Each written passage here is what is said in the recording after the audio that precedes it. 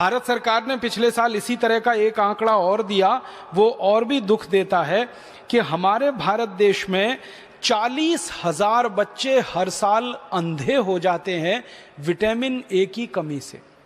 अब 40,000 बच्चे अगर हर साल अंधे हो रहे हों विटामिन ए की कमी से, तो इसमें शायद दवा की इतनी ज़रूरत नहीं जितनी एजुकेशन की ज़रूरत है।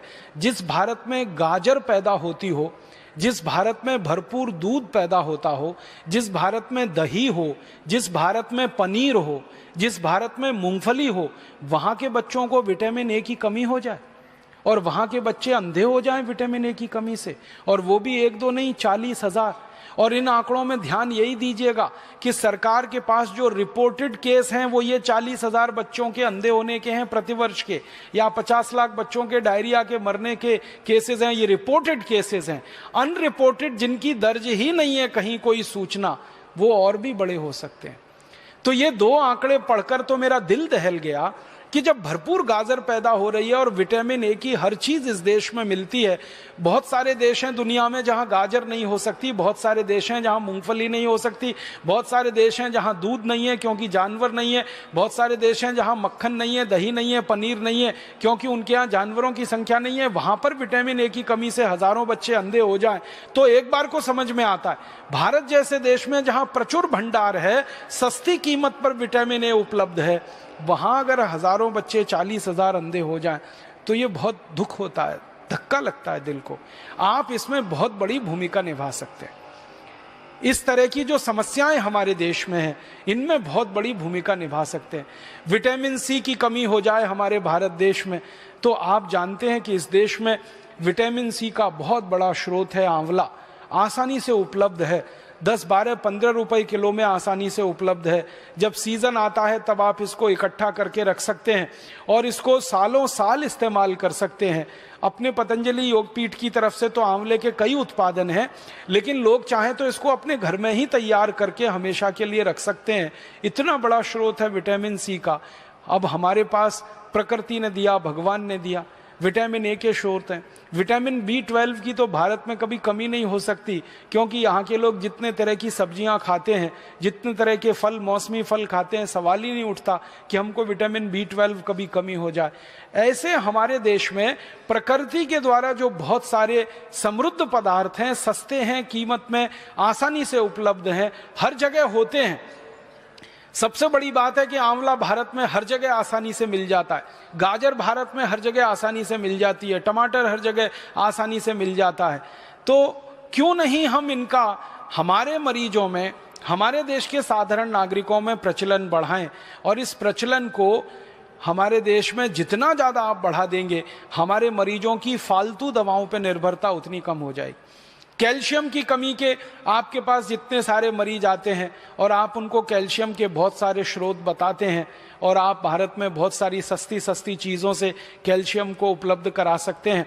सबसे आसानी से कैल्शियम हमारे यहाँ उपलब्ध है चूने के पत्थर के रूप में, और चूने का पत्थर एक 50 पैसे का बाजार से खरीदो, पानी में डाल के उसको रखो तो इतना चूना बन जाता है कि साल, 2 साल, 5 साल, 10 साल हम बहुत आसानी से अपने कैल्शियम की पूरे परिवार की ज़रूरत कम कर सकते हैं।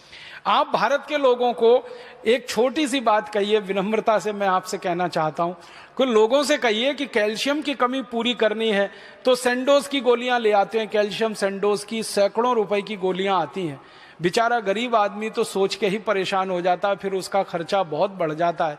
माताओं को अक्सर गर्भावस्था के समय में कैल्शियम की गोलियां आप सब बताते हैं, तो उनको इतना ही कह दीजिए कि चूना खाओ, और लोगों से कहिए चूना लगाओ मत, किसी को चूना खाओ। चूना लगाने के लिए नहीं है, खाने के लिए है।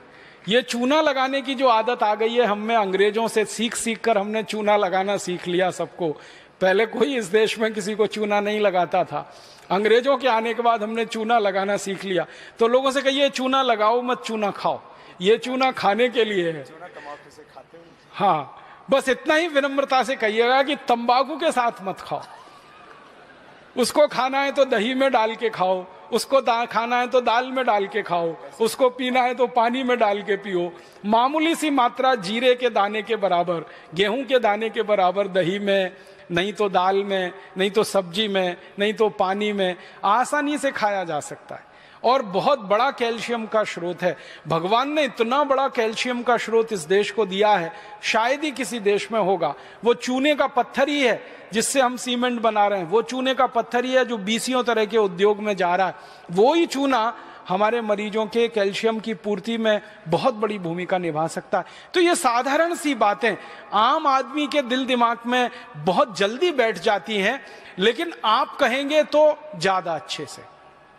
कोई दूसरा कहेगा ना तो कुतर्क करेगा, तुम क्या डॉक्टर हो, तुमको क्या मालूम है। लेकिन जब कोई डॉक्टर उसको कह रहा है तो बहुत गहराई से, एक तो परंपरा से आई हुई है बात, चूना उसके दादाजी खाते थे, दादाजी के दादाजी खाते थे, वो भी खाते थे, देखा है उसने।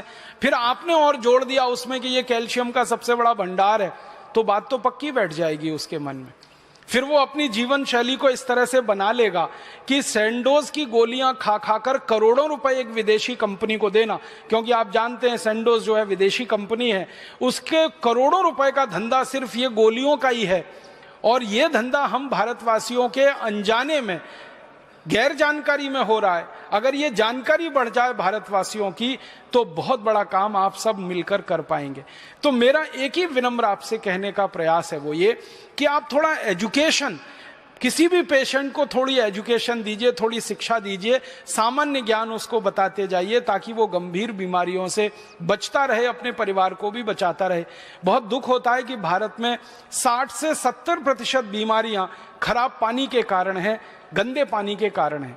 अब मरीजों को और हमारे देश के सभी साधारण नागरिकों को ये बताया जा सकता है कि भाई पानी को ठीक करके पियो, उबाल करके पियो, छान करके पियो, इसकी गंदगी से आप इतनी बीमारियों से परेशान हो। डायरिया तो आप जानते हैं कि खराब पानी से ही होता है, हैजा तो आप जानते हैं खराब पानी का ही दुष्परिणाम है। आप तो जानते हैं लीवर की कई सारी बीमारियां बहुत सारे गंदे पानी के कारण, खराब पानी के कारण है।